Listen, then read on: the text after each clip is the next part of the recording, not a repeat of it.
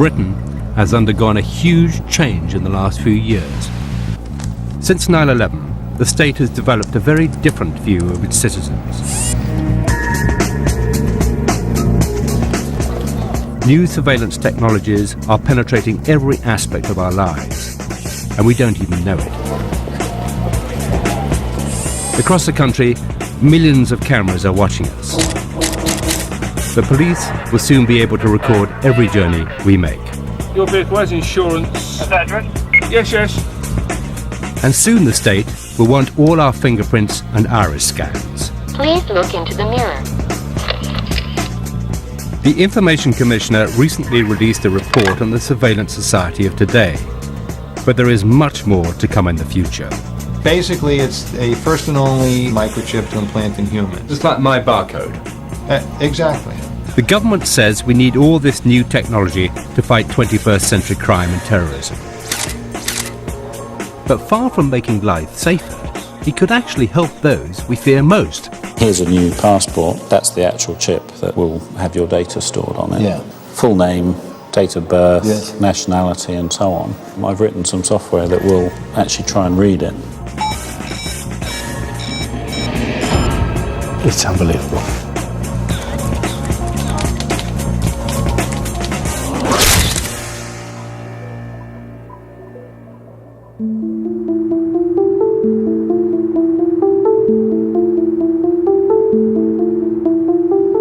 The state now has powers to probe and pry into our lives that the dictatorships of the past couldn't have dreamt of. A profound change is taking place, and we should all be worried that we are sleepwalking into a society where 24-hour surveillance of everyone is the norm. I recently accepted an offer to engage in an email correspondence about surveillance and civil liberties with Tony Blair, which was published in the Observer newspaper. The Prime Minister dismissed concerns about civil liberties, arguing the increased dangers posed by crime and terrorism justified the government's approach. He wrote, "We are trying to fight 21st century crime by 19th century means. It hasn't worked. It won't work. The terrorism is different. The street crime is different." In this program, I want to find out more about the actual technology of surveillance. What is already in use, how it is being used, and what is planned for the future. And most importantly, what the consequences are for us, the citizens of this democracy. And this is where it starts. This is one of 4 million CCTV cameras in Britain. That's more than anywhere else in Europe. In the last 15 years, Britain has become the CCTV capital of the world. There's no doubt that cameras can deal with some crime effectively. For instance, they've significantly reduced crime in car parks, which is one of the reasons the current government spent £170 million on CCTV when it came to power. Today, they are everywhere. On the street, in shops, in restaurants and bars, even on buses and taxis. And the footage is normally held for 30 days. I just did a little experiment. I walked from this concourse down through the station, down to the gents' loo, and counted 31 cameras. Professor Clive Norris estimates that people in London are filmed an average of 300 times a day. What we've moved away from is this idea, in a sense, that you should only target those that you have reasonable suspicion of, and we've moved to a point where we're saying everybody is suspicious and we have a right to target everybody. It's a fundamental change in our society when everyone becomes a suspect, doesn't it? I think this is the major drift in the last 15 years. When we talk about the move to the risk society, what it actually means is we are all a risk, therefore we must all be monitored. Not just monitored, but judged. London Underground has recently been testing out some remarkable new software created by a British company called Ipsotech, which will analyze CCTV footage. Using a pre-programmed profile, the software will decide if what the camera is seeing is normal or abnormal. The makers claim it will identify potential criminals by their behavior. For example, if someone is standing near a cash machine but not using it, the software will alert the CCTV operator. Perhaps it's time for us to start practicing our normal behavior.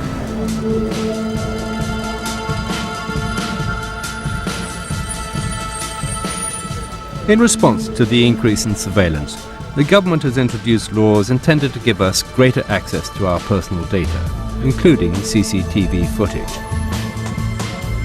Heather Brooke is a journalist specializing in data protection law and the Freedom of Information Act.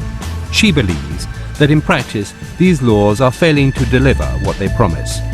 It's a one-way system where they're demanding all this information from us, and yet on the other hand, they're not giving it back.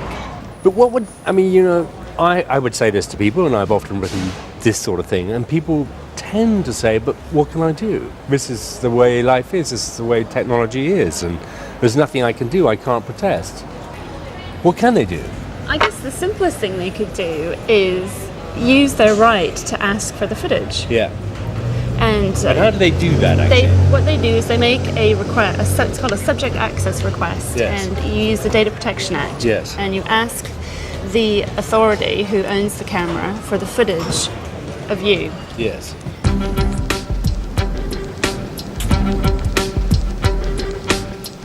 We decided to put these Freedom of Information laws to the test. There are hundreds of cameras around the Houses of Parliament and Ministry of Defence.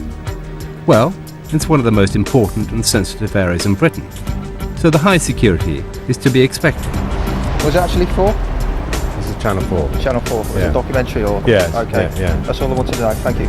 All right, thank you. Then I stood outside a bank for a few minutes being watched. I can understand the reasons for them needing security as well. Just around the corner is a football association. Even they have cameras that film anyone who passes. It's difficult to imagine why they feel they need cameras anywhere but on the pitch. And what's happening to all this material? How long is it stored? How can it be used? Heather prepared letters filed under the Data Protection Act, requesting access to some of the footage. I'll soon find out whether the promise of the Data Protection Act is fulfilled in practice or not.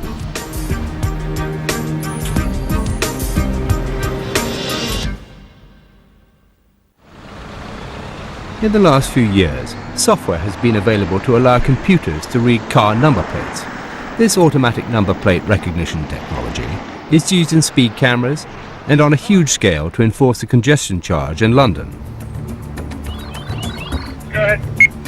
Stand by. Bravo Uniform 04 Tango Zulu Golf. Your vehicle has insurance. At that address? Yes, yes. Now it's been developed further and has been linked to the vast police national computer database. Here in South London, it's been used to track every vehicle that passes, up to 60 cars a minute. The number plates are instantaneously checked against the national computer for theft, insurance irregularities, unpaid fines, or suspected criminal activity. Patrols a few hundred meters away are waiting to pick up the suspects. 23 police forces across England and Wales are now using this technology in high crime areas. What's a big impact for you? In that time, essentially for us, it's about denying criminals the use of the roads and increasing road safety. And so the kind of vehicles that we capture will be involved in crime, general crime. So we have got people who are wanted for murder, people who are involved in serious crime, people who have got weapons and firearms within their vehicle. But the police have far greater plans for this technology. One of the troubling things about this new surveillance society of ours is something known as function creep. A piece of technology is brought in for one reason, but then used for far more. London's congestion charge system has 700 cameras which use number plate recognition. It is designed to charge people who drive into the centre of town during peak times. But, in an example of function creep, the police want to link these existing cameras with the police national computer. And it isn't just London. A reported 3,000 cameras are currently being installed in a nationwide rollout of number plate recognition systems.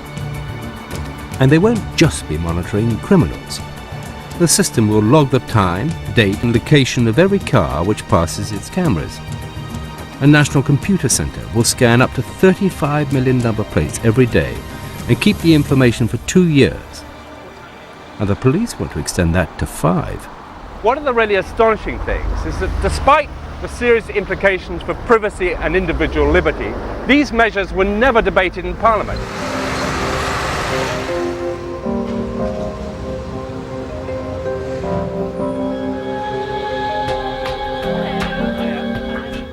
We were waiting for a response to our request for CCTV footage. But I also want to know more about the cameras used in London for the congestion charge. I've got 2 more requests that should be coming through at the end of this week. The one about the congestion charge cameras. I'm very interested in that. Yeah, These are the cameras which, when the congestion charge is not in operation, they're still filming and collecting your number plate. Why are they doing that? I have no idea. I've asked them for the hours of operation, and then I've asked if these are operating out of the congestion charge time period. Why? What's the policy on why they're running? And what's done with that data as well? Yeah. What's the purpose of collecting that data? So we're checked on the roads and watched on the streets. What about the tube? Transport for London has been very active in promoting Oyster cards. And why not? They're convenient, easy to use, and if you have one, you get a 50% discount. Or is it the case that you get penalised if you don't have one? You may not know this, but having an Oyster card gives London Transport a complete record of every single journey you make. Every trip you've taken in the last 8 weeks has been recorded in a database. The time, the start and finish points, all linked directly to your name and address. So now, there can be a record of your movements as you walk, drive, and travel on the tube. Whatever next.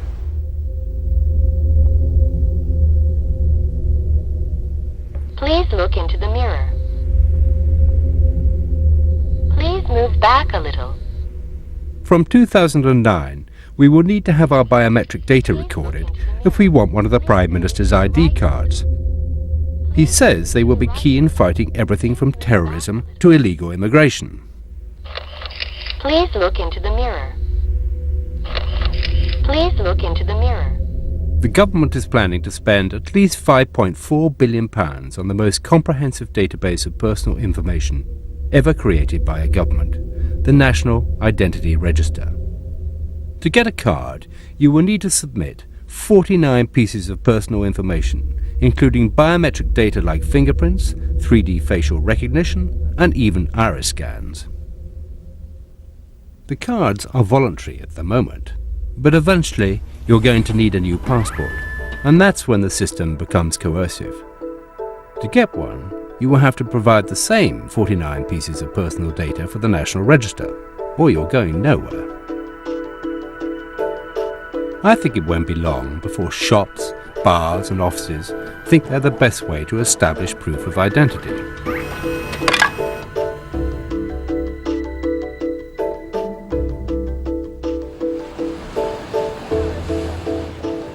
I don't mind identifying myself with a passport or a driving license or a simple plastic identifier like this.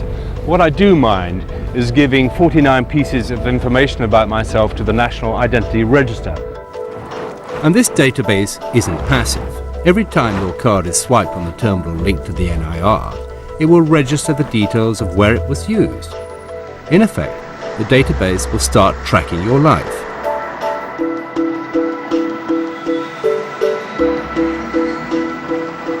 And might a future government, under pressure to do something about terrorism, crime or antisocial behaviour, start marking the cards of people they suspect, a kind of electronic black mark?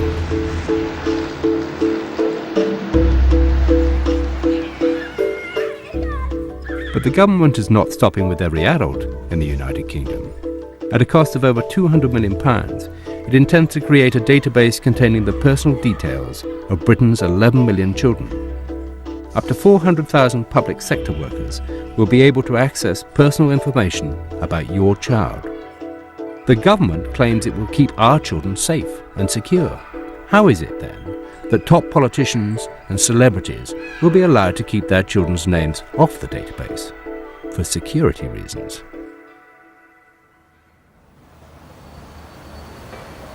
We have a legal right to see our own personal data, but how easy is it to actually do this in practice? Heather has received some early results, and interestingly, the House of Commons had sent us the tapes. So that's a pretty impressive response. I've never really known anybody to get their own footage. Now, maybe that's because there's going to be a camera crew setting up and they can see that, but nevertheless, yeah, they did deliver the goods on that one. Yes. But we also tried the Ministry of Defence and the Football Association. Both of these did not provide us with any footage.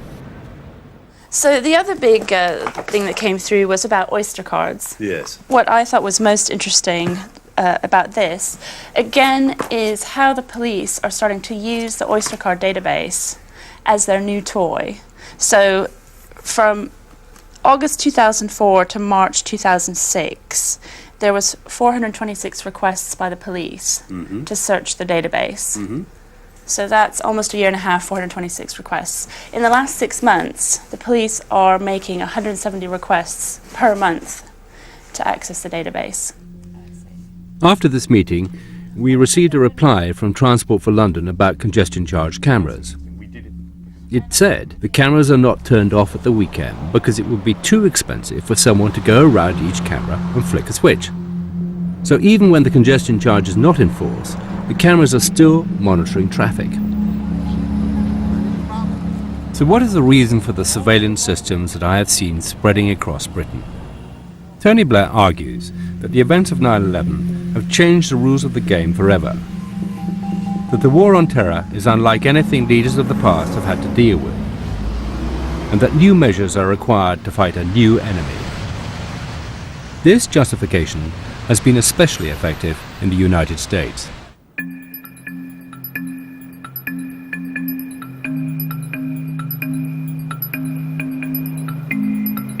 Five years on from 9/11, I decided to return to America to look at what surveillance technologies are being used there, and which ones are coming to the UK.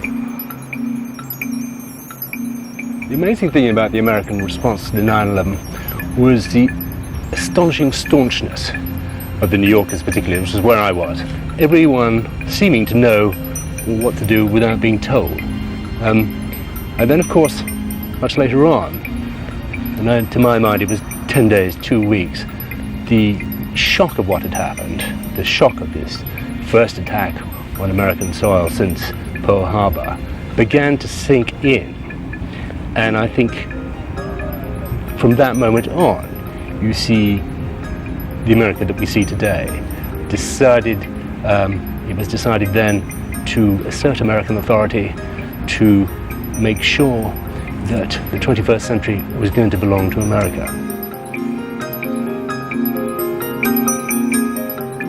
In the months after 9/11, when the world was still in shock, significant pieces of anti-terror legislation were passed quickly. They included the Patriot Act, which has dramatically increased the state's powers of mass surveillance. And as President Bush's admission of a controversial phone tapping program showed, his administration has been making legally questionable use of these new powers. I authorized the National Security Agency to intercept the international communications of people with known links to Al-Qaeda and related terrorist organizations.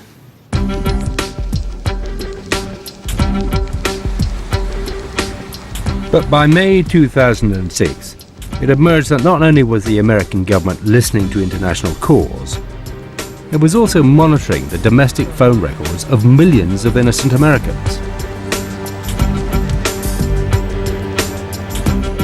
One of the astonishing parts of this case is the sheer numbers involved. Since 9/11, the National Security Agency has been analysing without consent the telephone calls of nearly 300 million Americans. That's estimated to be 1.9 trillion calls.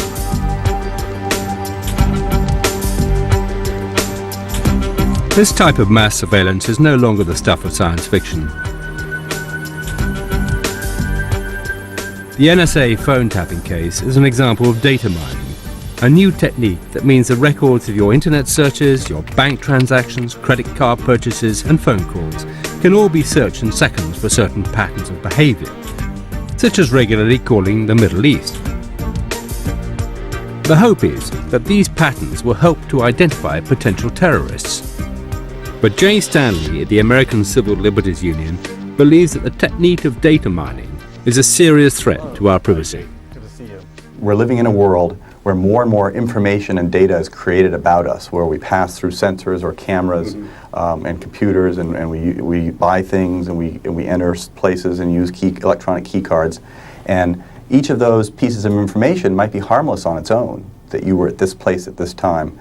But when you bring each of those pieces of information together, they're like pixels. Yeah. You could form a very high-resolution image of somebody's life to a degree that really is quite spooky. And I think that most people, if they knew the extent of the possibilities in this area, would be quite alarmed. And it's very difficult to persuade people of the deep and lasting change it's going to bring to their lives. And that's what you do. And how do you do it? People say, I've never done anything wrong. And my answer to that is, are you sure?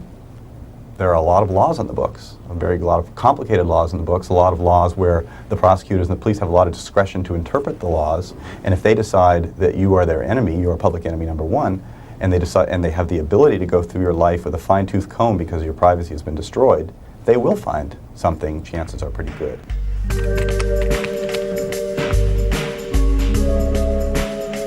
This is the reality of living in the digital age. Almost everything we do leaves an electronic trail. But just in case you think this cannot happen in the United Kingdom, think again. It's recently been revealed the CIA has accessed European bank accounts.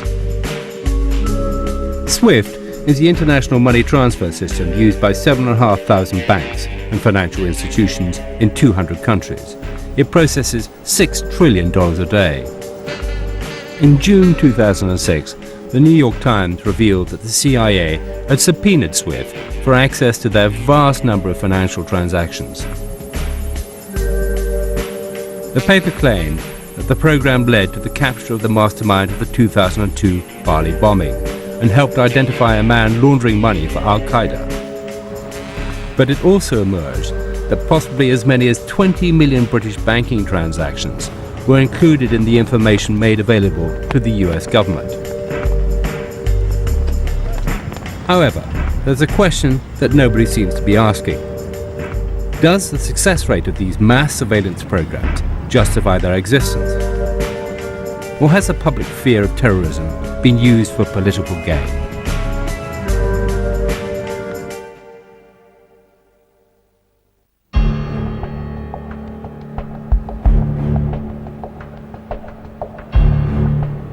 Since 9/11, the Bush administration has brought in blanket surveillance programs. But is this really the best way to deal with the modern threat of terrorism? Al Gore, once vice president and recently recast as the conscience of liberal America, is now warning of the dangers of this new obsession with surveillance. The Bush-Cheney administration chose to use the war against terror as a basis for both political argument in a partisan context and for an assault on the individual rights, including the right to privacy, including the right to be free of government eavesdropping. These rights have been weakened now. The use of fear to acquire power has a rather old provenance. Yes. Politicians from time immemorial have used that tactic. It's always been effective. I wonder if you think this blanket surveillance is a good way of tracking. No, it's not. It's not effective in its own terms. I talked to an FBI expert who put it this way. He said, "We're looking for needles in haystacks." Yes.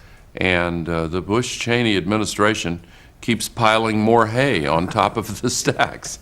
And the routine mass collection of all of these conversations and communications is not only an invasion of privacy, it's also completely impractical as a way of finding threats to our security that are legitimate.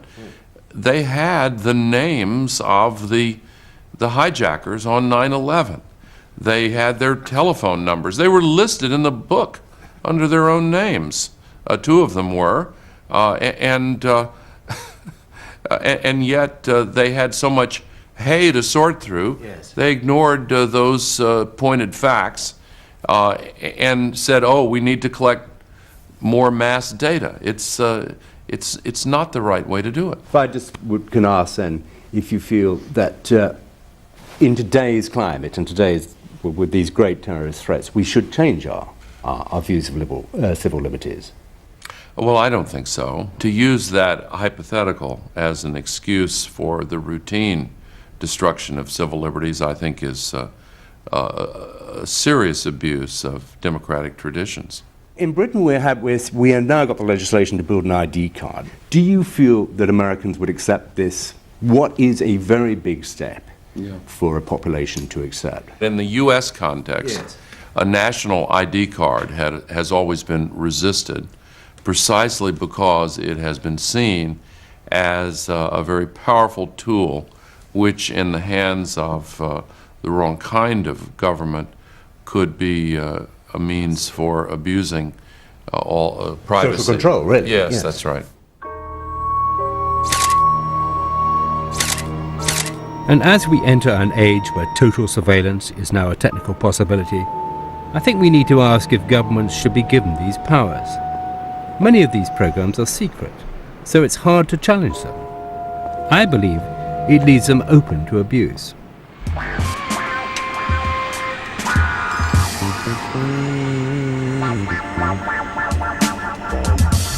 And I can already see it happening at America's airports. After 9/11, flying to and in America has become a civil liberties disaster area. In response to the attacks, the US government has compiled so-called no-fly lists, which are supposed to be made up of people with known terrorist associations. There are over 100,000 names on them, and if your name matches, you will either be prevented from flying or made to go through extra security. The US government claims to be using these powers to make it hard for terrorists to operate, but there's growing evidence that it's also making it hard for anyone who dares to question its policies.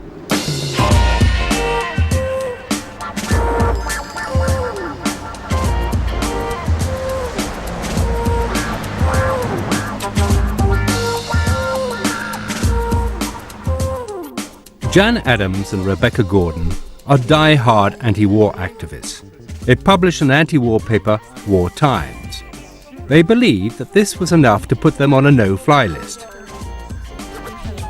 These two middle-aged American women seem to be regarded as a threat to national security. We went to the airport with a little bit of extra time, as one always does, and got up to the counter, handed in our identification. The woman behind the counter tapped in our names. She got a funny look on her face and she said, "There's something wrong with my computer. I have to call my boss." And she went and made a phone call. We stood out in the middle of the airport and she came over and said, "I have to stay with you because I've called the police. You're on the FBI no-fly list." And she said, "I can't imagine why this would be happening to you." And we looked at each other and we thought about the 1,000 copies of War Times that we had in our suitcases. And we said, maybe. We said, well, it might have to do with the fact that we publish an anti-war newspaper. And she said, oh, and her eyes got really big. So then the police came. 3 uniformed, armed members of the San Francisco police. And they stood around, basically surrounded us and our luggage in the middle of the airport and radioed in our names to headquarters. And they said, "We have to see if you're on the master list." The master list? Okay. Well, about 20 minutes later. It took about 20 minutes and they came back, "You're not on the master list." So we're going to have to search you, and they marked up our boarding pass with a big red S. With a big red S, and we had special search for the luggage, and it got run through the bomb stuff. At the time, the list was secret, but it was recently leaked to the media and contained a number of very bizarre names. Even Senator Edward Kennedy has found himself being stopped at airports. As political activists, Jan and Rebecca, along with the American Civil Liberties Union, took the government to court. You know, in the end, what happened was the judge did award court costs to the American Civil Liberties Union. And so you had a victory of sorts. We had a victory. We had a victory of some nature. Yeah, yes. I mean, they didn't make the ACLU bear the cost of the case. Was there any apology made to you? Oh, no. I don't think that this administration is sorry. They don't apologize. They don't apologize for anything. They're certainly not going to apologize to us.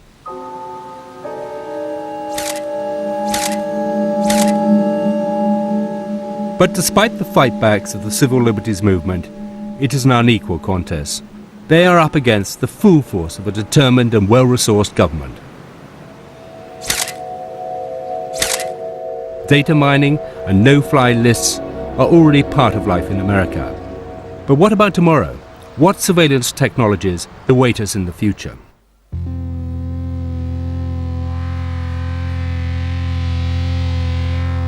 Supermarkets like this one in San Francisco are home to a new breed of 21st century tracking device.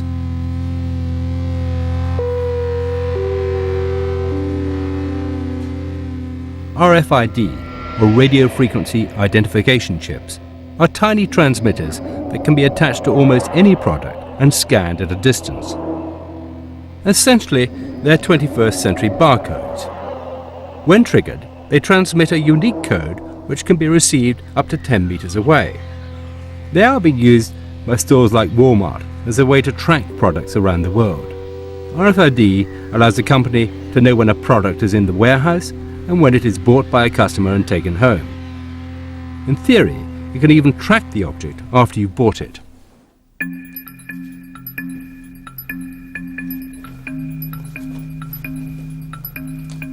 But yet again, I can see these seemingly harmless technologies that are supposed to make life more efficient becoming subject to the laws of function creep.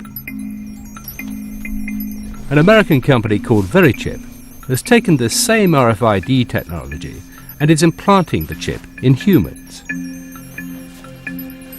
Technology that was brought in to track your Gillette razor can now be used to track and identify humans, and that's about to include me. So just tell me about this microchip you're going to inject into my arm. Yes, it's a first and only FDA-approved microchip to implant in humans. Yes. It uses RFID, radio frequency identification technology. Yeah. But the real purpose of this is it's a link to your personal and medical information on a secure website.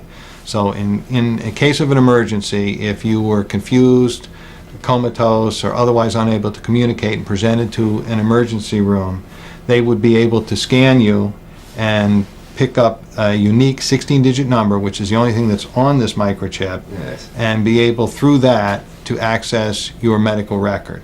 And what's the red bit? The red is actually the antenna. Yeah. Huh? And if you look right back here, there's a very small microchip, and that's actually has the 16-digit number. If you ever decided to have it removed, it can be removed. It's a simple procedure to remove it. It's like my barcode. Exactly. Yeah. So if you're ready, I'm ready. Just relax your Does this arm like hurt? this. It should not hurt at all. Okay, just relax. Mm-hmm.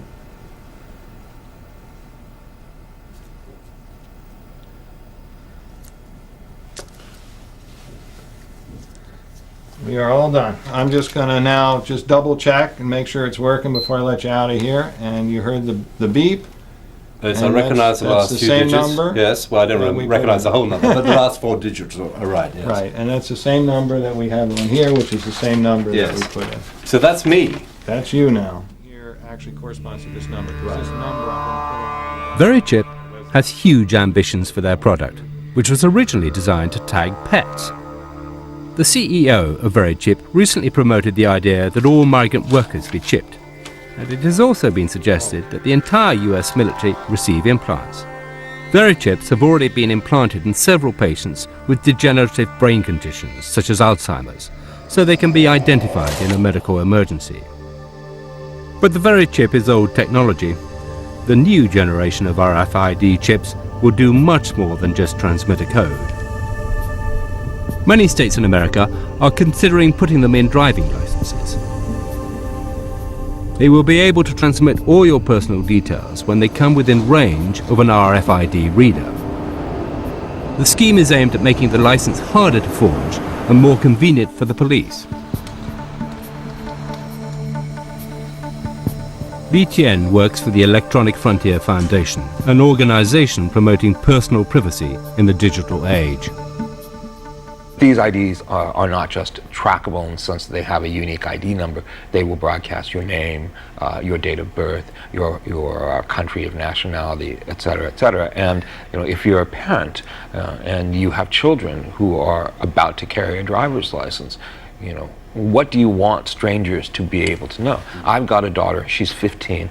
In a year, she's going to have a driver's license. Do I want her to be carrying a driver's license to broadcast her name, her dress, height, weight, eye color, to anyone who's got a compatible reader? I don't think so. So one of the major issues that we've got is trying to keep personal information off of RFID cards and making sure that people really do understand that there's a significant risk associated with that.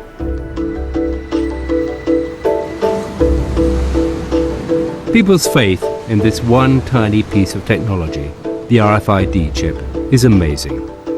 And it's not just being used here in America. The application of RFID is expanding rapidly, and it is already being used in the United Kingdom.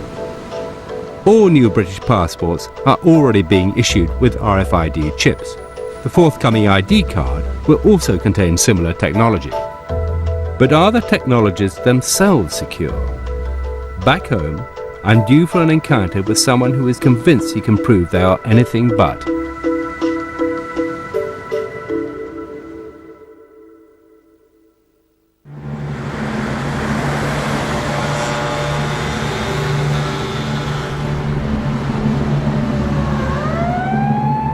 We are constantly told that modern surveillance technologies are for our own safety, that CCTV protects us from crime, and that the new RFID passports will help fight terrorism. Many of you may still think they're a good thing, but have politicians overestimated the security of the technologies themselves? It's something we were about to put to the test. While I have been filming this program, I know I have been watched.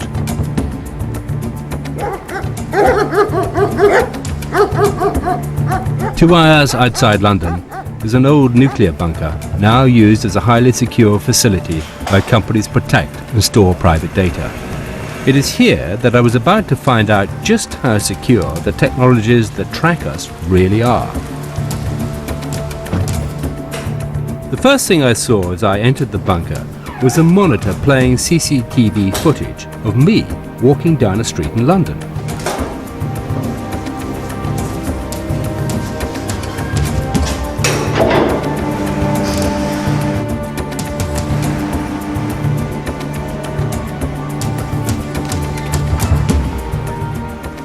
And deeper inside the complex, loudspeakers started playing a recording of my voice.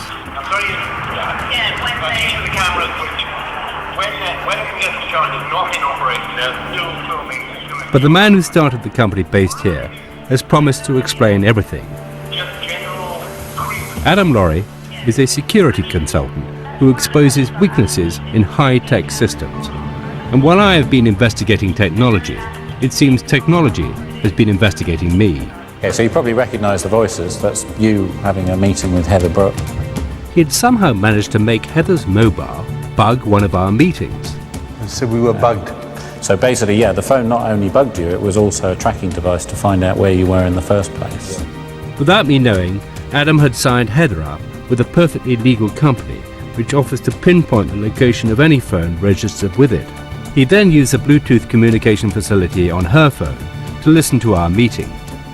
So I was able to bring up a map showing where that phone was, drive to the general area, scan the area for the Bluetooth. Once I found it, I then, I had a visual on you guys, so I saw you sitting there. I was in a cafe round the corner, Yes. initiated the connection, told the phone to ring me, and then recorded the conversation. Nice. When a congestion charge is not in operation. These... And how did you acquire these? Adam had also accessed CCTV cameras that were filming me on the streets of Soho. They transmit on a wavelength that is surprisingly easy to intercept, and so allow the images to be captured.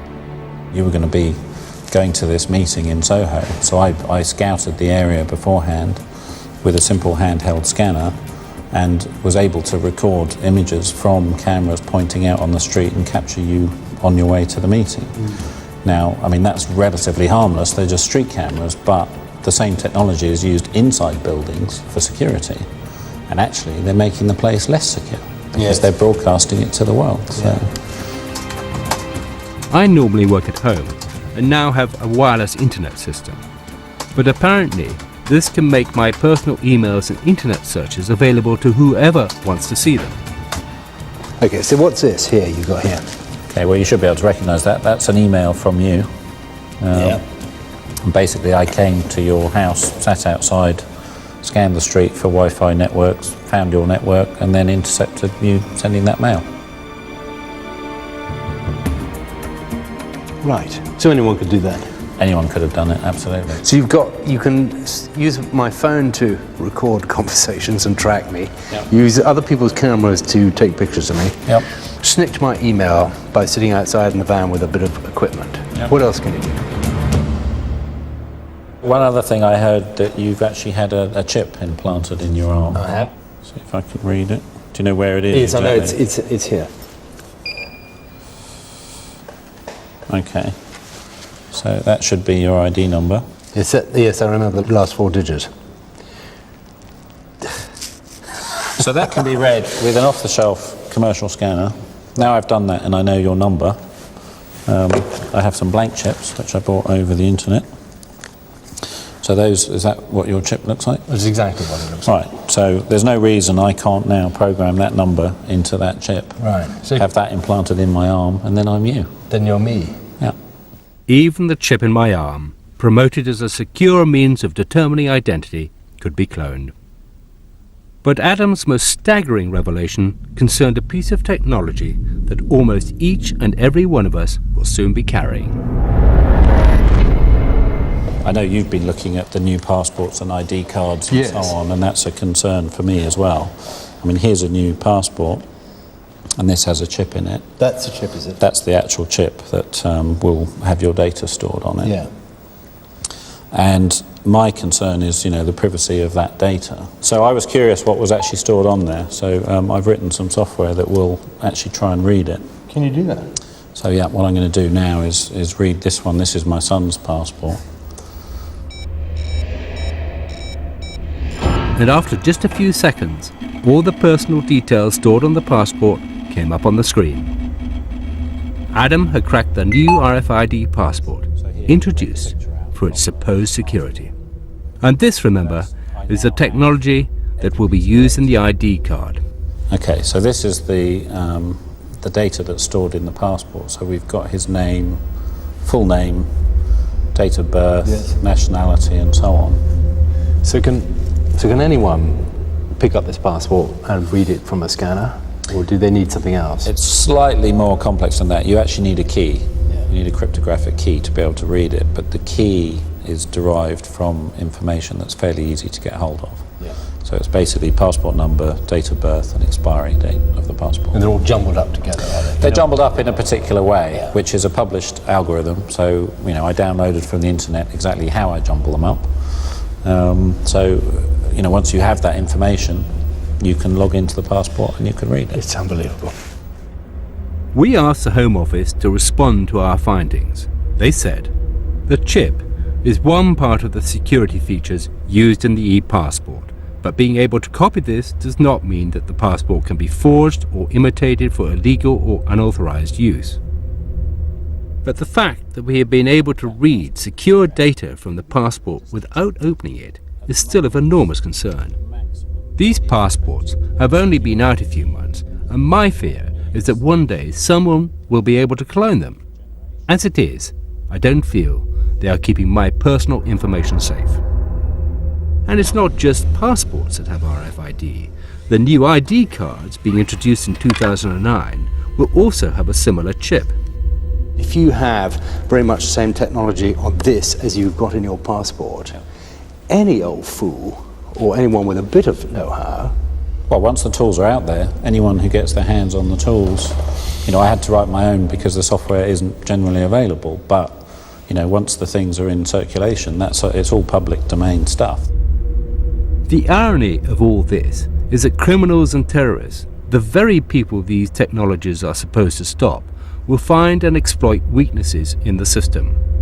Terrorists won't be carrying their ID cards, they'll be carrying yours. Adam has shown me fatal flaws in some of the technologies being used in the surveillance age. But despite this, their use continues to grow. So what should we do about it? I think there should be a national debate about the amount of surveillance in our society. I think we should take control of our futures rather than just letting it happen. We are already at a stage where mass surveillance of populations is a reality, reducing each one of us to the status of suspect. But the issue is not just about privacy. As we have seen, the lack of security in these new systems puts us all at risk from the very people they seek to protect us from. A terrifying picture is taking shape in my mind of the total surveillance society. Is this really what we want for ourselves?